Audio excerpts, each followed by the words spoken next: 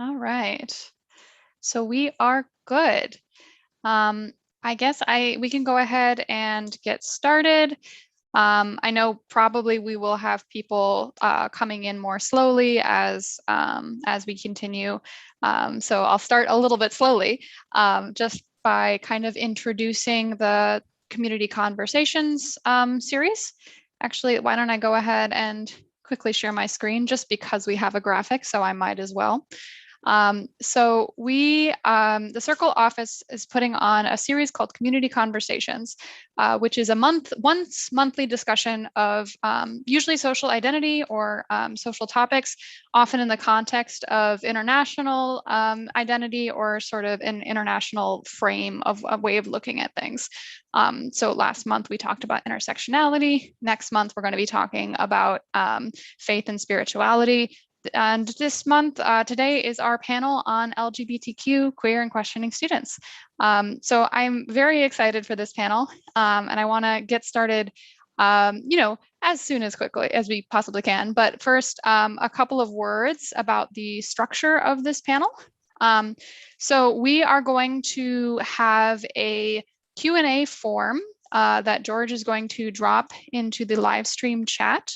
That is something that you can ask questions anonymously, and we highly encourage you to ask questions anonymously. If you have anything you want to ask about, we'd love to have questions and have you participate in the discussion. You could also choose to just, ask questions in the chat as well. If you're watching this, you are watching on YouTube where you are totally anonymous. So it's up to you how much you want to kind of remain anonymous, but you can ask questions and stay anonymous.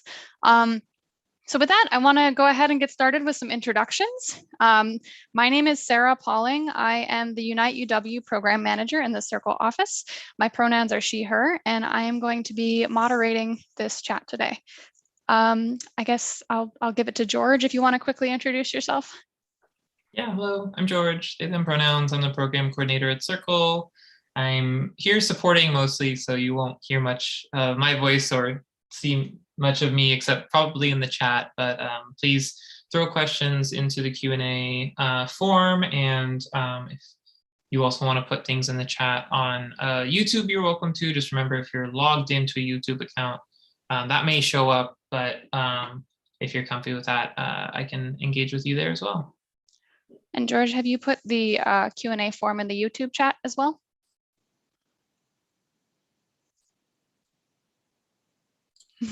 I don't see the YouTube on the Circle page, so I'm still looking for it. Okay, all right. Well, we have a few people watching so far, so it must be showing up. I can, in the meantime, drop the link in the chat.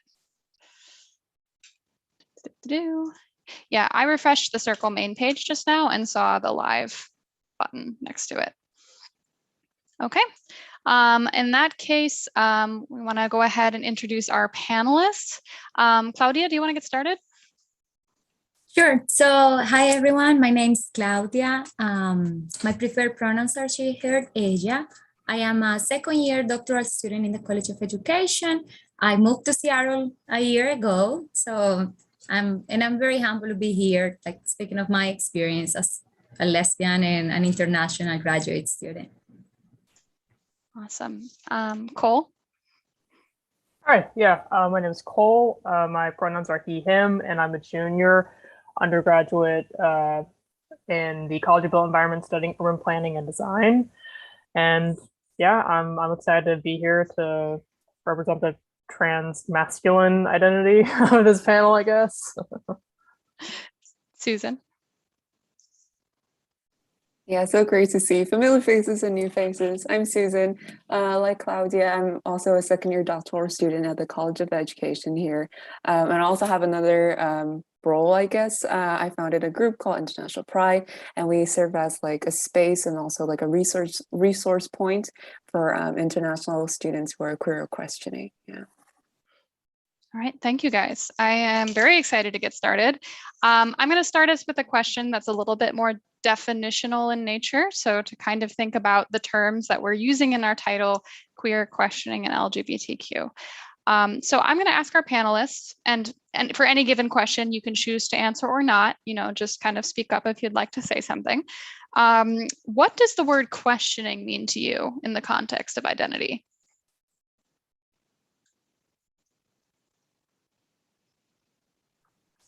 I can go first. So I guess it's like, as a definition, it's just, like people who are in the process of discovering their sexual orientation. But to me, questioning, it's in itself like an act of revolution. Like it's you allowing yourself not to be, put into boxes, and knowing that there's choice, and you have the right to, just be where you're happy. And I guess that's a word that doesn't really exist in Spanish, but I'm very glad that it exists in English, because it's just a word that allows you to just be who you want to be and take the time to do that and like have that process. So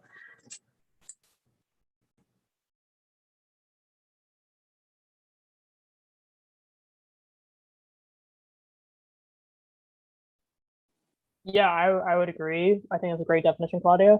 And I would even say questioning isn't even representative of being unsure. It's exploration, knowing that or understanding that there's more options out there than maybe what you grew up knowing. So it's not even like, I don't know what to do. It's like, oh, there's more than what I already know.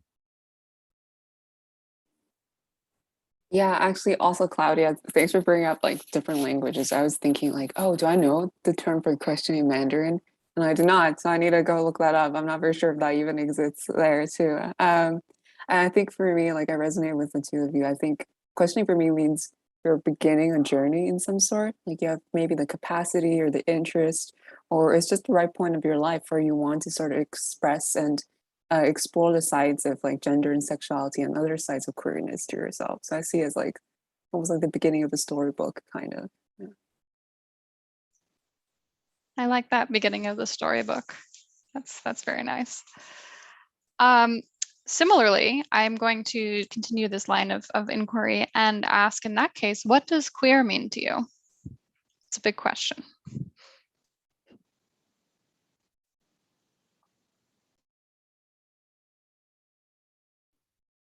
Well, queer for me has sort of evolved over time. I think for the longest time I saw queer as just purely a sexual identity rather than maybe an all-encompassing umbrella term. And it is confusing for people who are not part of the queer community to fully understand when I say like I'm not necessarily queer sexually, but I do identify as queer under the gender identity umbrella. So there's two separations, but I don't know, it's a huge encompassing term that can sort of mean whatever you need it to mean at that point in your life. I really like what you said too, Cole. Like it can be what you need it to mean, because I think it's definitely a changing, evolving term, like historically.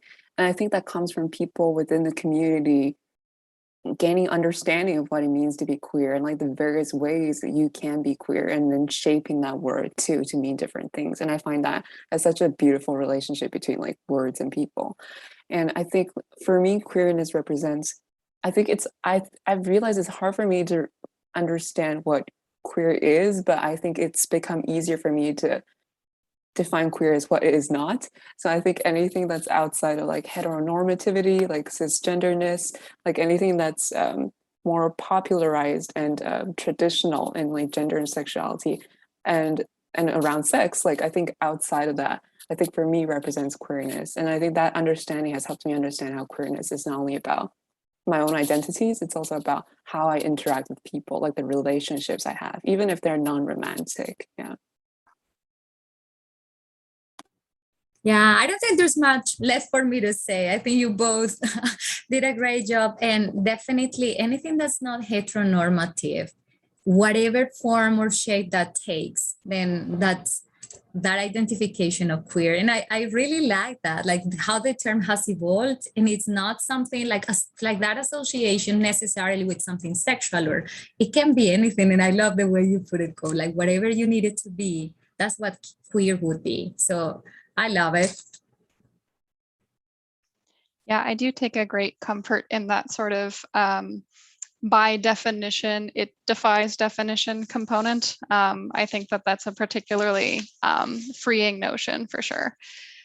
We're going to shift gears a little bit to talk a little bit about intersection and culture when it comes to queer identity.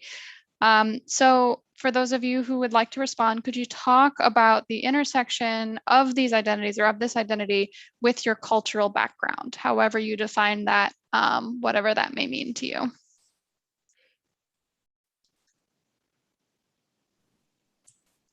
Go ahead. Go ahead. Susan. You can go. You can go. Yeah. Okay. I think, and I've been thinking about that question and how it's hard in the sense that as a Latina, you're already objectified. And as a lesbian, you're also objectified. So when you start looking at these intersections of like, you know, the way you look, the way people think you look just by framing you as coming from a nation and having this identity, that in itself, it's already like it creates some tension and some challenges. And when you couple that with coming from a country, like, so I'm from Colombia, and Catholicism and religion, it's shaping a great deal of everything that goes on in my country. So with that component, it's like all those intersections get like all these layers of like being more complex and being like, it makes it hard for you to just defy those boundaries and sort of like, I found myself trying to make up, like, you know, studying harder and, you know, trying to stand out from the crowd just because I have to, like at first I started feeling like I had to make up for my being a lesbian, and then just deconstructing that cultural way that's put on you. So I guess that's something that I still wrestle with. So yeah, I guess that's still a process I go through. I think one thing you mentioned that I think it's very important to also like draw out from that, Claudia, is also that like how we are objectified or how we are read in different cultural contexts can be very different. And I think as a person who's also an international student, I think sometimes, I think especially early on in my journey here in the US, I didn't really realize how I was racialized and how people read me here in the US. And I think that can bring a certain amount of risk or like a certain amount of miscommunication. I think that's really important to name out as like we share resources with other people too. And I think another part of that is I think I've so realized that like gender expression, like expression around queerness is so culturally based and so historically based. And one example I keep going back to that I've shared with some folks here is I used to have a buzz cut, and that was my way of like announcing my queerness. But when I went back to Taiwan, I forgot that like if you had a buzz cut or if you had no hair, basically how linked that is to Buddhism, like being a monk or being a nun. So there was like these little misreads here and there, or like ways of like expressing myself that I realized, oh, there's so much diversity out there, and it's such a balance of wanting to be read a certain way, but also like presenting myself in a way that I culturally understand myself as well.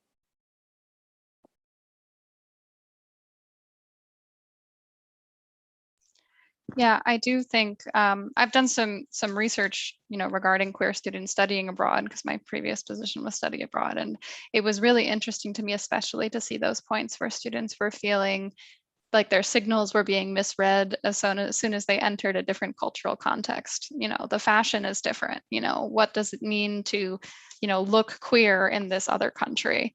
And that was always really interesting to read about, like really trying to, you know, almost having to like consider whether you want to adapt this other country's sense of what a queer person looks like, or just kind of go about your life feeling comfortable with how you already look. And, you know, there's some really interesting intersections there for students for sure that I've, you know, read about or talked to.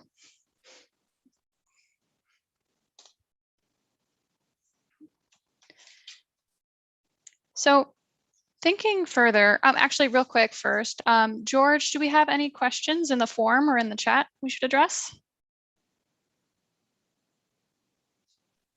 Nothing coming up so far. Okay, all right. People can feel free to submit questions, but in the meantime, I've got plenty of my own. So we are in kind of an interesting, well, that's an understatement, a very unusual time when it comes to things like seeking community, which is something that, is really important to a lot of queer people, both in the context of their own country or in the context of, internationally and trying to find their way in a new place. And with the COVID pandemic, I mean, that really kind of makes everything even more complicated than it may have been already to find community. So I'm wondering if any of you want to speak on finding community, especially with, intersecting identities, either in COVID times or just in general in life.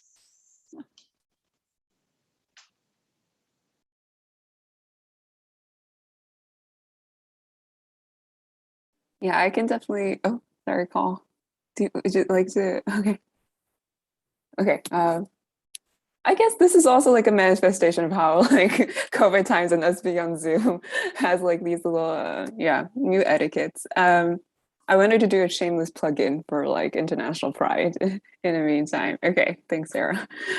So I think one thing that I really realized during the pandemic times and like traveling and then living either like outside the US, within the US, with your family, not with your family, is how much issues of like culture, as we were just talking about, come up, and legal issues within different countries and how they deal with the issue or like deal with issues around queerness, and people's comfort levels being within different cultures as well.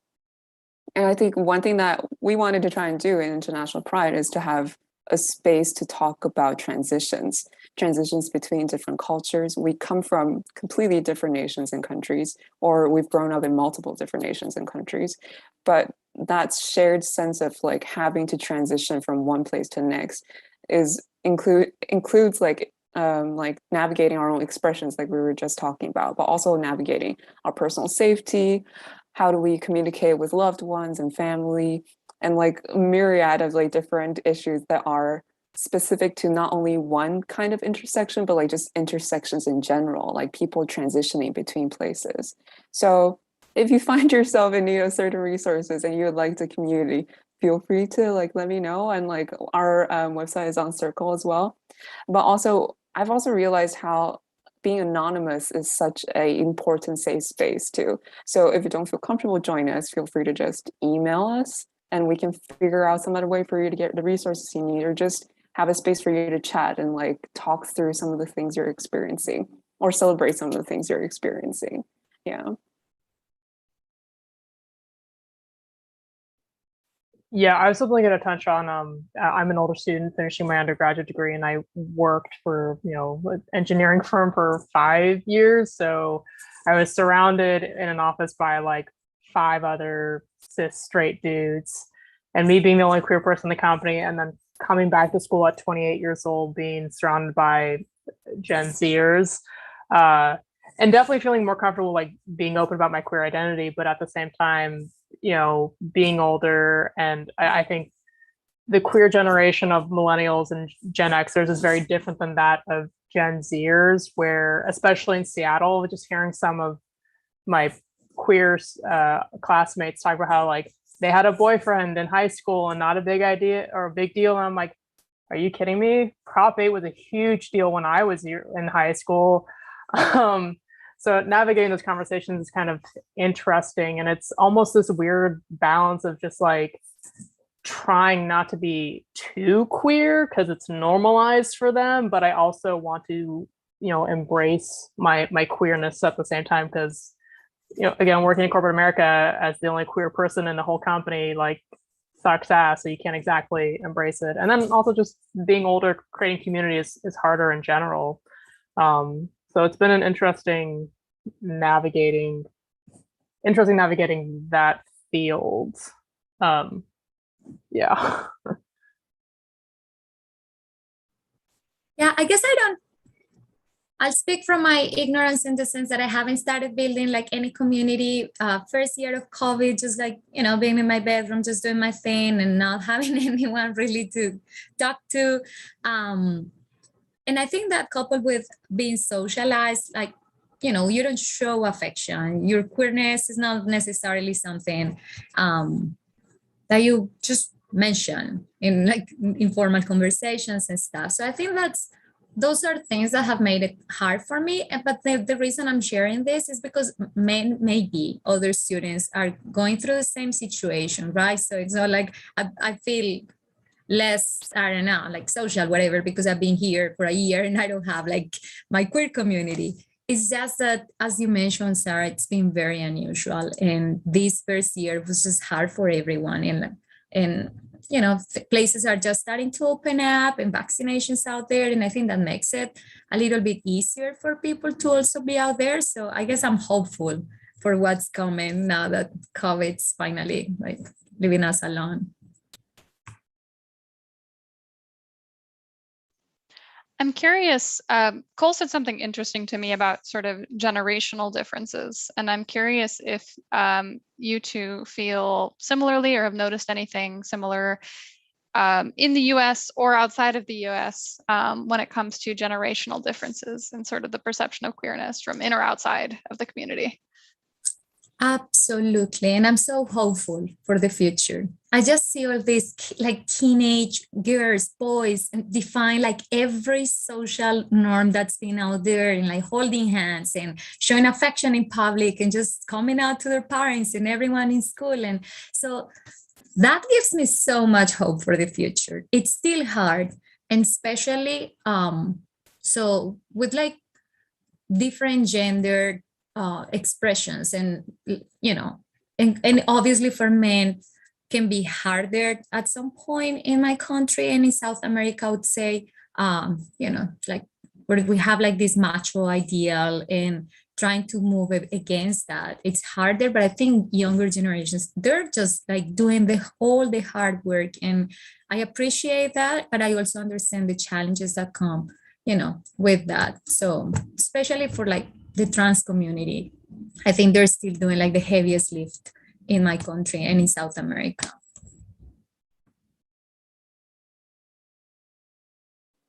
Yeah, just to echo that, I definitely think so. A little bit like backstory about me. I definitely think I came here to the US in part subconsciously, maybe not necessarily consciously, but because I wanted to find a more queer friendly, like open environment from Taiwan.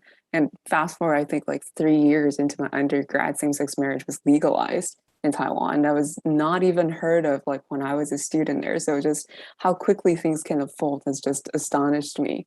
And then I think just because how quickly things have unfolded, I definitely see like such huge differences generation wise in Taiwan. Like generations older than me, a lot of them like still grappling with this idea of normalizing and internalizing more like celebration around queerness, and the younger generations like grappling with understanding what it means to be queer and how do you persuade or convince your parents and grandparents or extended family about like celebrating queerness. Yeah, and I definitely see that playing out as like time goes on. And I think one thing that I see that's super encouraging, like as I'm interacting with younger queer folks here, is when I hear the way that people come out, it's at least anecdotally for me, like very different. Like I don't hear people coming out as a certain label. I start to hear people coming out that they're starting to explore their gender or sexuality. And I think that's such a push forward in the idea of what it means to be queer. It is to like experiment or like to try something that is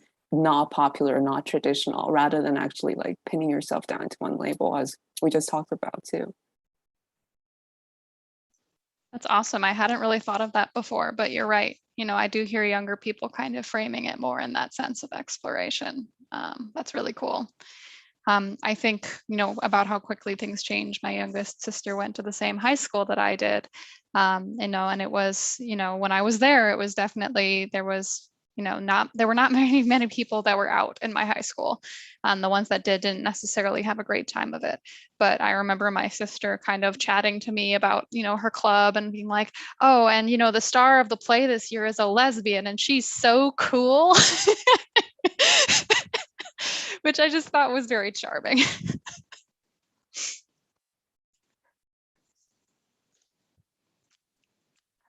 Any other thoughts on this?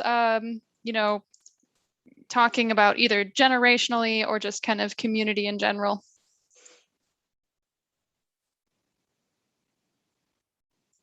I think one thing that really captured my attention when we were going around talking about like pandemic related issues is like both Cole and like Claudia, you both highlighted, at least from what I heard, like visibility issues around visibility and like especially in isolation. Like I definitely see how there's certain queer folks that I meet who are actually like overjoyed that we are actually in this sort of Zoom era because they get to have more control, I guess, in how you present yourself. But I think there's definitely like pros and cons to that too. Like for example, for myself, like I think I try to represent myself as masculine sometimes, but with Zoom just being cut off at my shoulders is not exactly the easiest thing to do. So I don't see pros and cons around visibility specifically. I think that's actually a good transition. And Susan, something else you said earlier as well.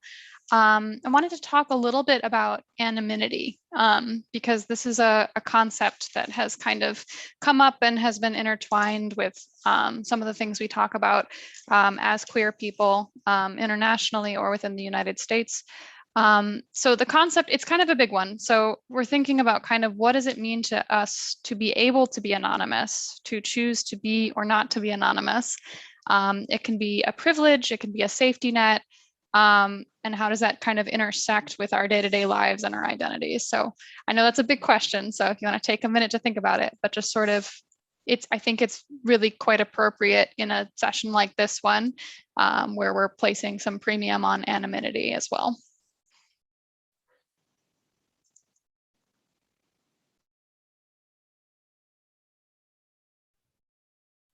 I guess I just want to say in terms of, I know the idea behind like sharing our pronouns is that we want to be, like we want people to refer to us the way we feel more comfortable. But at the same time, I sometimes feel that kind of like pushes people to have to be out there without really having the intention or the desire to. So I guess in that sense, it just gets complex how there's this that emerged because like people deserve to be referred to as they like to, but then at the same time this is like placing this burden of people like what are you, and I'm like either I lie or I come out like right. So I guess sometimes that can be hard even with this well-intended practice. Yeah, actually, to speak on the preferred pronouns, while it's great that that's sort of a, almost a university-wide implementation tool. I actually have a friend who works for Sound Transit and was working on this pronouns inclusivity project. I'm not quite sure, but I gave her like a quick rundown where it's just like it's sort of a double-edged sword, because if you ask somebody for their pronouns, you're inherently outing them, which is a compromising situation and also a bit of a power play. So instead of asking somebody for their pronouns, just say, my name is Cole and I prefer he, him pronouns. You're opening the table for that, and it's not directly asking them, it's not directly outing them, and they can give their pronouns or not. And so it gives a little bit of that anonymity as well. But going back on, I guess, the bigger topic of anonymity, it's, for me, it's a little interesting being, I hate this term, but like cisgender passing a lot of the time, that gives me sort of a lot of a safety net and anonymity, although I do get misgendered every now and then, which is like almost an immediate like, am I safe here? Am I going to be okay? What's going on?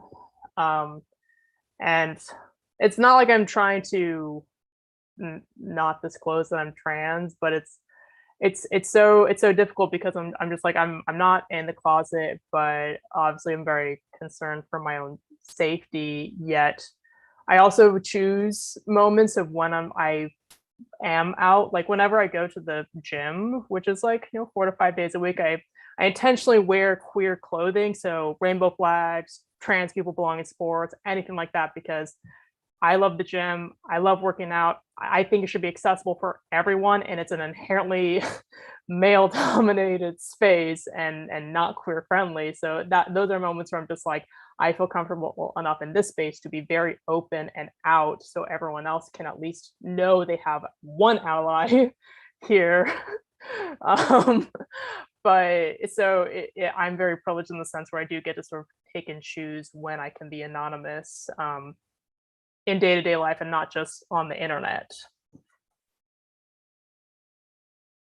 I have to say, I'm very thankful for the very few people in my gym who have worn like pride clothing or like things that indicate their queerness or questioning identities. Like, I think, yeah, that's so grateful. Thank you. I don't go to share the same gym with you, Cole, but like grateful for you for that. I think you also highlight one thing, which is I meet some people who ask me, is it a responsibility to always be out and always be comfortable with being out? And I personally disagree with that because I think you have your own ability and like instinct to know which situation is safe or not safe for you. And also like when do you feel capable of like taking on certain things and not feeling you don't have the capacity that day. Maybe just like today was raining really hard and maybe some days like you just don't want to take extra like burdens on your day. Like that's completely understandable. And I think being anonymous is something that I don't think you need to feel shame about, like having to dip into or dip out of now and then. I think another thing that I constantly think about is how passing, as you're mentioning, Cole, like how passing is phrased as an advantage or a privilege or a safe space. But sometimes I think it kind of isn't. Because if, for example, like I know I also like pass to a certain extent as like a cisgender woman, but in certain situations, if I'm misread and I don't know that I'm misread, that can cause certain risks for me. And on the other hand, I think about how like some people can go about their daily lives without having their queerness or like their questioning identities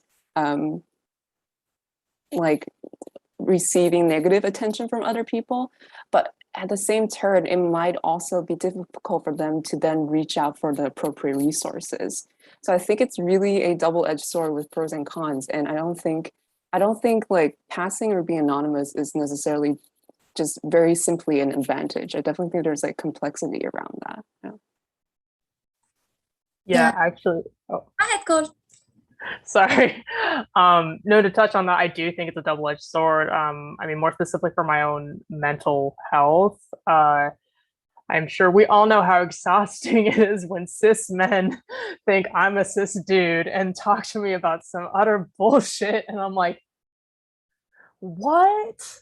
What makes you think this is okay in any yeah, or just like gender stereotyping because they see me as like a cis person or a cis man and they're like, oh, you can do like X, Y, and Z, go do that. I'm like, no, thank you. So it is, I mean, at least for me, mental health wise, a double-edged sword because I'm just like, I don't want to play into these masculine stereotypes. I definitely don't think I'm either super masculine or super feminine. I'm like, I like I don't know, gender roles are stupid. That's my main point here. Yeah, but just like adding to that, it comes as a privilege. I don't have to explain myself. Nobody wonders whether, like my sexual orientation is when I walk into any space. So that comes with privilege. But then that also comes with that, like those unwanted advances from like other gender. I'm like, leave me alone. Just, not interested. But then how do I write like lesbian here so that men leave me alone? Like, so definitely it does come with that, like that privilege. But at the same time, you would want people to just like, in any space, like Cole, Susan, just let people be, right? Leave them alone. So, but yeah, I feel like in that same sense, just because I know that I sort of hold this privilege, it also makes me like be more sympathetic for other gender expressions that I know, like as I mentioned earlier, like trans people in super conservative countries, they're doing like the heaviest lift because they choose to be who they are. But then the cost that comes from that is like, harassment in even schooling spaces, lack of opportunities to access jobs, and a bunch of stuff that I do see that like has advanced here in the US. But I think Central South America, we still have a very long way to go through. So it's hard.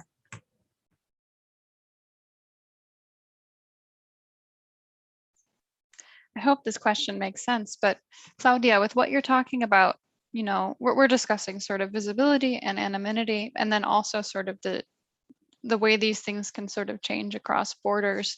I feel like this ties in a little bit to the brief tangent about like queer visibility and how that changes regarding, depending on where you are, what culture or region you're kind of embedded in at the moment. And I'm wondering if anyone else has any thoughts further on how anonymity or the possibility of anonymity, I suppose, might change depending on where you are in the world, whether it be regionally or, by country or stage of life even, I suppose. Yeah. Yeah, I think that plays a big factor in me deciding where I want to live in the future.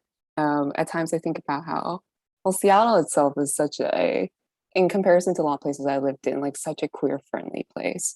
And I think just me having short hair doesn't really change much about how people interact with me. At least I've been fortunate enough with that. But I definitely think about when I go back to Taiwan, just the way I dress, the way that my hairstyle is, by virtue of just not wearing makeup in a very feminine way, I already stand out. And I think about what that means then about how do I want to express myself? How do I want to keep myself safe? And how do I want to like represent pride too? I think it's definitely constantly shifting as I like, go through these different places.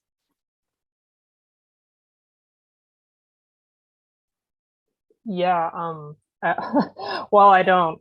Well, from the United States. My mother's from Poland, and I've spent a lot of my childhood in Poland, and it is not a very queer-friendly country, as I would like to think most people know. And so I know if I ever go back there to visit family or for whatever reason, I wouldn't feel safe probably anywhere I'm at, and I would do my best to blend in as much as possible. Even the past few times I've gone with my own family, it's been very much just like try and blend in, try not to stand out, never be alone, always have somebody with me, because it's 90% Roman Catholic. They literally have signs on their city saying this is a LGBT free city. So I can't imagine what it's like in other countries, but from my own experience, I know it's in those situations, it's really crucial to be able to be anonymous.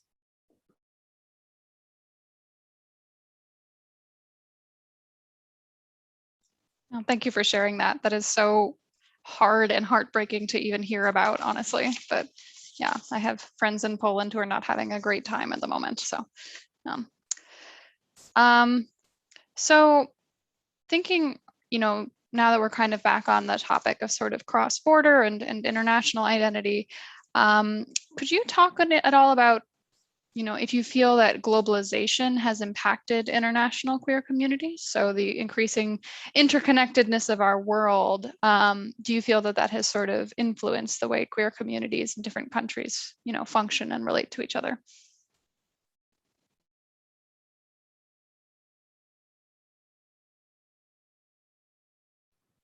Okay, I can go first. I think globalization has brought like I think in terms of language only, so many things. Having the words, even if it's not in your own language, that would come, eventually, but at least all these words to describe how people have been feeling throughout history.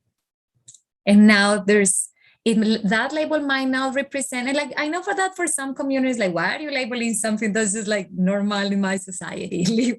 leave my practice alone. But it does bring that visibility to all these forms of expression sexually and in terms of gender that I think open the possibilities for people to just see I'm not alone in this. And I think that's a huge contribution that comes with globalization.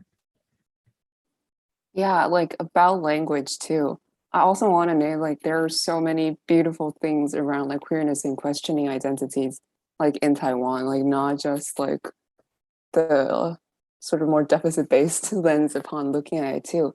I think one thing I'm so grateful for is that in Mandarin, all the pronouns sound the same. So I never had an issue around pronouns in Taiwan. I didn't really know about their significance until coming here and just experiencing such a different system of language. And to your point, Claudia, about how like this sort of globalization movement around queerness has like opened doors to how people in Taiwan also express themselves. I also realized that we actually have a wealth of language around queerness that I never knew existed. Like in indigenous cultures, they have specific language to talk about queerness.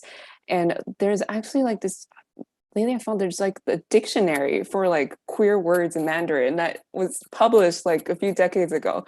And only because now people are digging back and like trying to understand our own culture, do we even find out that or remember that this existed? And so I think that's really important. Like while globalization is pushing us to have a more open mindset, but also remembering your own culture and like having a healthy interaction between cultures rather than fully like integrating another culture.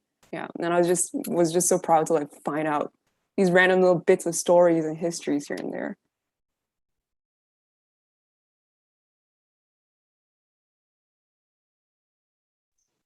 Yeah, I wouldn't say I have much to contribute on globalization of queerness and queer community, but I have noticed, especially with the international community on UW campus and being part of Unite UW's quarter-long program. It's like whether you're domestic or international, I feel like queer people just naturally tend to find each other anyways, and I love that so much. I'm like, I know I'm like wherever I'm at, I can always like suss out at least one or two queer people to latch onto. Quick note about that call. Yeah, I actually find this very beautiful about the queer community as well. I think we're able to build allyships across other social markers, which I think is just an amazing thing. Yeah.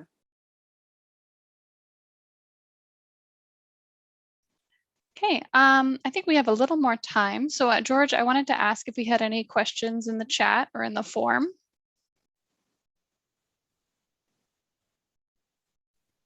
Still nothing yet, so okay, please ask away, anyone who would like if to.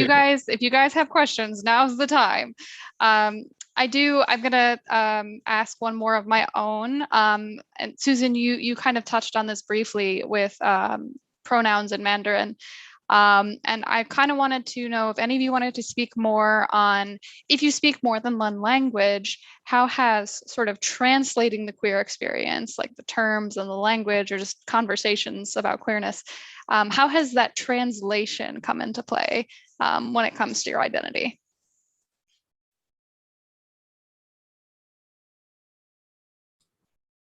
I think for my country and probably many countries in Central and South America, Spanish, like everything is gendered in Spanish. A car is gendered, a table. So I think that brings kind of like that binary that people are already fighting against. And so I have seen like so much resistance from people to just have a pronoun that's not like a specific gender, that a neutral word. So ellas, like ella, ellos, ellas, and then people be like, no, that's not a word. I'm like, why do you care? Cell phone wasn't a word. Computer wasn't a word.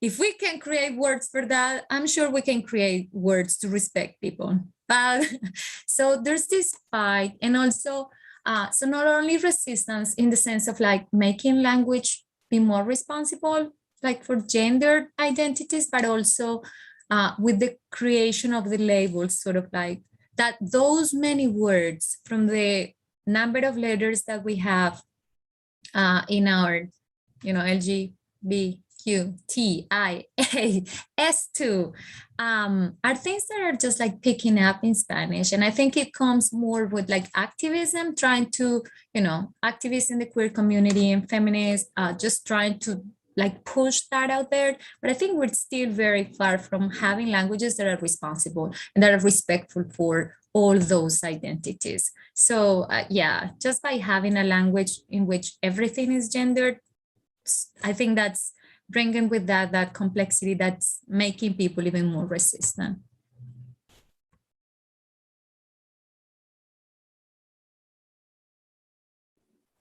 I think for my experience, like growing up in Taiwan and now living here, I think one thing that I've really noticed too is how important it is, like you were saying, Claudia, of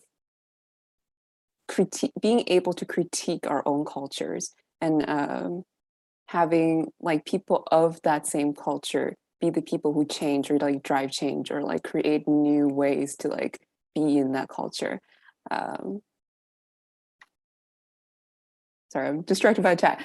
Anyways, and I think that has also made me think about how in Mandarin we need to remember our own histories and then like go back and sort of soothe things that have happened or like create new language, but specific to the culture that we're in. So sometimes I think about when people when we try to directly translate things in English, I sometimes hesitate to actually do that. Because not only is that just bringing in a different culture into the existing one, I think sometimes it misses sort of the issues within our culture that we still need to have space to critique upon or work around.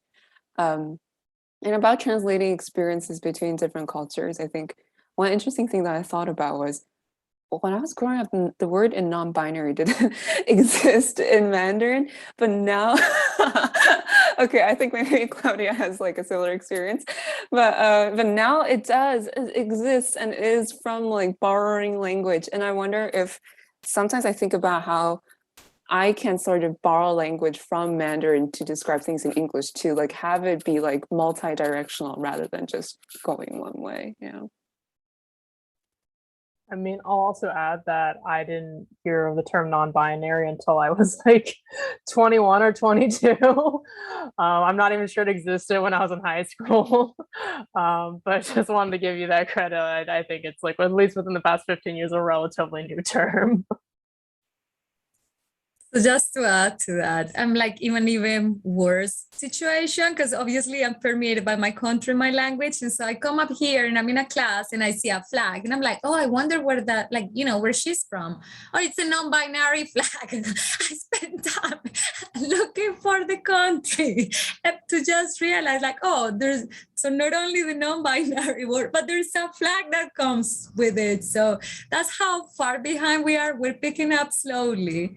And yeah, so just to answer to the question in the chat, like in Spanish, so no word that translate. So when we talk about like queer or questioning in Spanish, the only words that come to mind have that like a different connotation. So like confundida, which is like confused. And that's not like really what questioning is about. You're not confused, you're just exploring. So that's fine. And then for queer, the one that we have for Spanish would be like raro, which is like more like freak. So it's still those negative connotations that are still attached to, the queer community. So not really, we're just picking up on that. To give the question to those of you, maybe not in the chat. So someone asked, earlier you mentioned that the word queerness does not exist in Spanish or Mandarin. I am wondering if there are words that describe queerness in your native language that do not exist in English. So thank you, Claudia, for that. Susan, did you have anything to add? Yeah, I think this is such a fantastic question because this kind of taps into what I'm thinking about having language be multi-directional, not just taking things from English into a different context or language. And I have to say, there is the word queerness in Mandarin. It's directly queer, which is just like a sound similar like phrase. But questioning, I'm not very sure. That I need to go dig into. But we don't specifically use queer as a word in Mandarin. We use our own phrase, which is like 同志. And that has our own history embedded in it. And so I think that's really important when like I try to interact with other queer folks in the community, or when I think about research publications, because I want to be very mindful that since queerness is so situated in culture and history, if I want to talk about queerness in Taiwan, I want to use the phrase 同志 rather than something else. And that, I think that brought for me here in the US an understanding of how situated it is, so that queer isn't becomes a word that is English based rather than like international. Yeah. Yeah, and I guess I just wanted to add, in terms of language and the fact that in many other languages we just don't have like the neutral like pronouns, and it always, like, I always feel this tension when I'm in a room that I'm going to misgender someone, even if the person has like the pronouns there. So because that's not something I've grown up doing. So this is the first time in my life that I'm exposed to this. So I guess like for people who are listening and you might feel this and we're gonna mess up, and I have, and so just acknowledging that the tensions there, and that, but then we also need to start like reckoning with those messed ups. You know, like, oh, this doesn't exist in my language. So oops, it's like, no, I mean, I'm sorry. And just, you know, trying to just recognize that that's a reality that we bring as international students as well.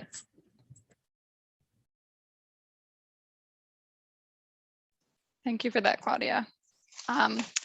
Well, if there are no other questions in the chat, I will ask, we have some resources we want to make sure to kind of give and go through at the end of this session. But before then, do any of our panelists have any last words they wanted to say?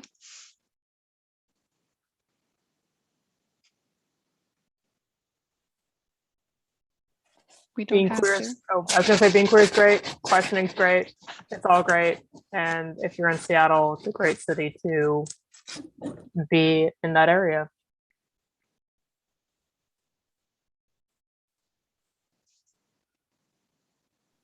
Yeah, I guess I just want to end where I started, and how to me being questioning and queer is an act of revolution, and we should embrace the fact that we get to choose, we get to explore, we get to find happiness, and we don't have to give up on that. I think for me is like adding complexity to understanding queerness, like because there's so many different cultures and languages, I think that gives me a higher capacity to be empathetic when people make a misstep, like you were saying, Claudia, because it's understandable, but also at the same time, becoming more and more accountable and learning more and more, and also thinking about how do I not only like enrich like the culture that I'm situated in here now, but like enrich the culture that bring the culture that I grew up in here, and like have this be a mutual event. Yeah. Thank you guys, that's wonderful. I'm gonna really quickly go ahead and share my screen one more time, because I wanted to go through a few key campus resources that we kind of collectively found helpful or interesting, and we wanted to pass on to you. The Q Center, if you haven't explored their resources yet, they have a lot going on over there. They have an entire page dedicated to virtual Q Center, which involves panels and activities and online resources for self-exploration. So I would definitely check that out. They also have in-person activities.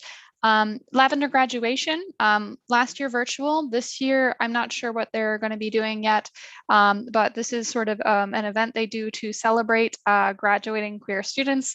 They have a lot going on. It looks like last year, I mean, they had like a raffle, they had game nights beforehand, you know, they gave away swag, but then they also just had time to celebrate graduates. So I would definitely look into that if you're a senior. Queer mentoring, where they connect, you know, staff or maybe older queer people to younger queer people to kind of talk about exploring their identity. If you want more of like a one-on-one person to talk to mentorship situation. And for International Pride, I think Susan might be the best bet to kind of talk a little bit more about that. Thanks, Sarah. Thanks for making these slides too, by the way. So yeah, feel free to like join us. So we meet weekly, and we do close our group, so like we have the same group and we build like really deep connections with each other. But we'll open again very soon for winter quarter, and I'd be very happy to meet anybody who's here listening to this right now. And if you don't feel comfortable joining us, that's okay. feel free to email us and we can just have a one-on-one chat, or like I could provide you some resources just through virtual platforms. Yeah. Did you want to mention anything about the self-exploration document? Yes, thank you, Sarah. Yeah, and just step into like being able to provide information or resources for folks who want to stay anonymous. On our website, we actually have some resources there. So we have two spreadsheets. One spreadsheet that's for crisis support, and the other spreadsheet for general like exploration ways. So like places you can go visit, and feel free to also add places that you've personally gone to and really enjoyed, so that we can like build a community and spread the word out to other people. We also have some flyers there. So like a flyer for how do you balance like exploration with academia or with school, and another flyer about just ideas to like stay safe during the exploration or ways to further exploration, whether that be finding new books or like joining new courses, finding new volunteer opportunities. So yeah, they're all on the website, and I hope you all enjoy them. Thank you. And I forgot to mention, George will be dropping some direct links to these pages into the chat, but hopefully they should be easily findable online as well. A little bit about international student resources on campus. I'm here representing the Circle office. We're at 250 Schmitz Hall. We are open. We have a nice little space if you want to just stop by and study and be cozy when it's raining outside. But we also run virtual events like this one. We have, speakers. We had Ken Sun from Microsoft Taiwan doing a panel or a discussion a couple of weeks ago talking about the kind of resources he found it as an alum at University of Washington. And, just various, we bring in figures from the community in that series. And then in-person events as well. We had a very well-attended Diwali celebration not long ago, and we have Thanksgiving dinner coming up. So if you're interested in that, please sign up on the website. The spots are going pretty quick. As I mentioned at the beginning, I am the program manager for Unite UW, which is a cohort-based intercultural exchange program, essentially, where you are grouped with domestic and international students. And we do bonding activities and fun things and conversations about culture throughout Seattle on a semester or quarter by quarter basis. Phi Utes, if you want to drop by in that same office space, they are also dedicated to supporting international students. They do a lot of events and excursions in the Seattle area. Conversation groups as well, both for learning English and practicing English, and also just topics that are of interest to students. Leadership opportunities, they're always looking for people to facilitate their events. So if you're looking to build your resume or just get involved in a community, that's a really good way to do so. Those of you who are international students are probably aware of ISS, but it's good to kind of note that they are the best one-stop shop if you have questions for legal information, specifically on, work and internships as well. And then there's a wealth of cultural RSOs on HuskyLink, often, sometimes about students coming from a certain destination internationally, or just generally RSOs meant to celebrate culture. So our next community conversations topic on December 1st is going to be religion, spirituality, and faith. We are going to be meeting with some faith leaders, including Rabbi Lauren Kurland, who is a campus leader here at University of Washington, and a few of her sort of interfaith colleagues who are also going to be here to talk about kind of the role of religion, especially in an international context, but also sort of specific to Seattle.